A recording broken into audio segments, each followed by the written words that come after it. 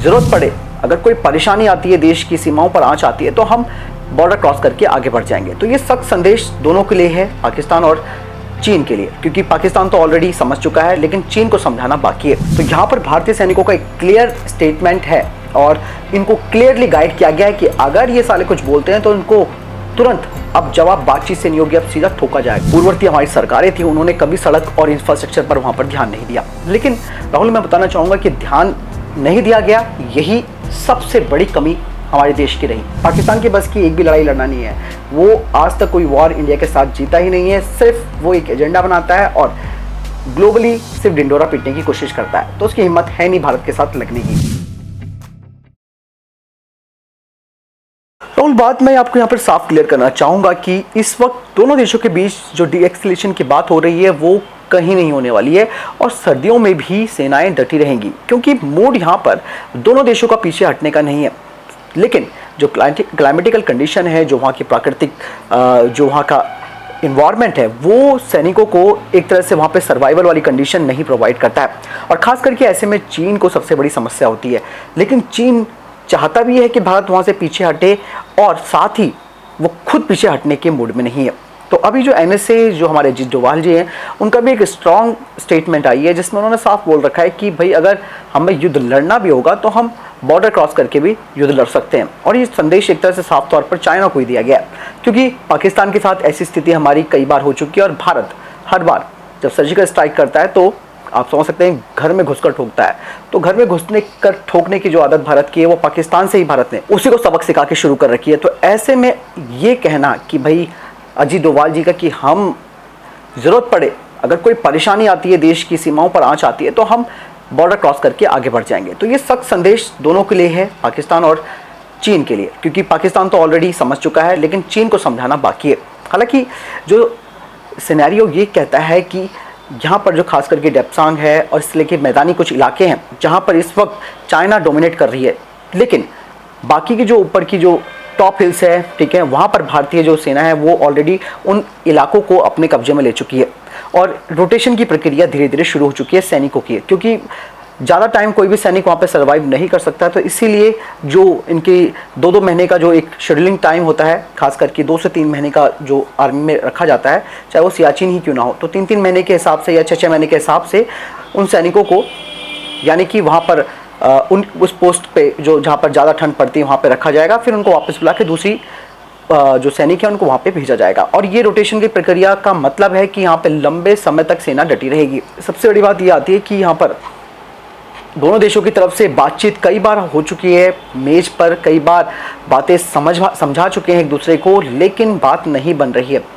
क्योंकि जो चीन हड़पने की कोशिश करना चाह रहा है भारत के इलाकों को, वो अब उसके कंट्रोल में नहीं है और वहाँ पर भारतीय सेना ने हैवी डिप्लॉयमेंट कर रखा है। और यही नहीं, चीन का जो बेसिक डर है वो ये था कि आज़ादी के बाद जो पूर्ववर्ती हमारी सरकारें थी, उन्होंने कभी सड़क और इंफ्रास्ट्रक्चर पर वहाँ पर ध्यान नहीं दिया। लेकिन राहुल, मैं बताना चाहूँगा कि ध्यान नहीं दिया गया, यही सबसे बड़ी कमी हमारे देश की रही।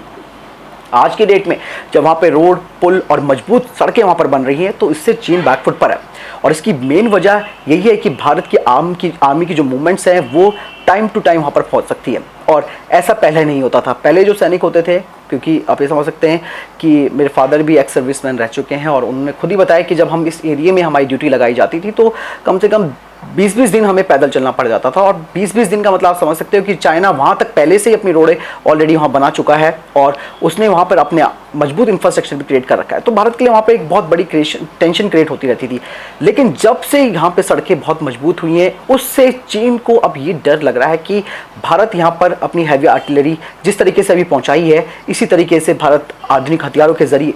काफ़ी कुछ यहाँ पर पहुँचा रहा है। तो ये पूरा का पूरा सिनेरियो अब चीन के समझ में आ रहा है और चीन नहीं चाहता है कि वो भारत से किसी भी तरीके से युद्ध लड़े, क्योंकि उसको पता है कि अगर युद्ध लड़ा तो यहाँ पर स्थिति ये होगी कि युद्ध लड़ने का नाम नहीं होगा, मतलब कि रुकने का नाम युद्ध नहीं हो सकता, क्योंकि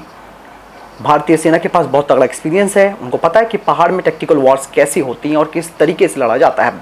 लेकिन यहाँ पर जो सबसे इंपॉर्टेंट चीज़ आती है वो है चीन की तरफ से सिर्फ दिखावा करना। और आपने देखा होगा आए दिन और बड़े बड़े टैंक, तोप और ये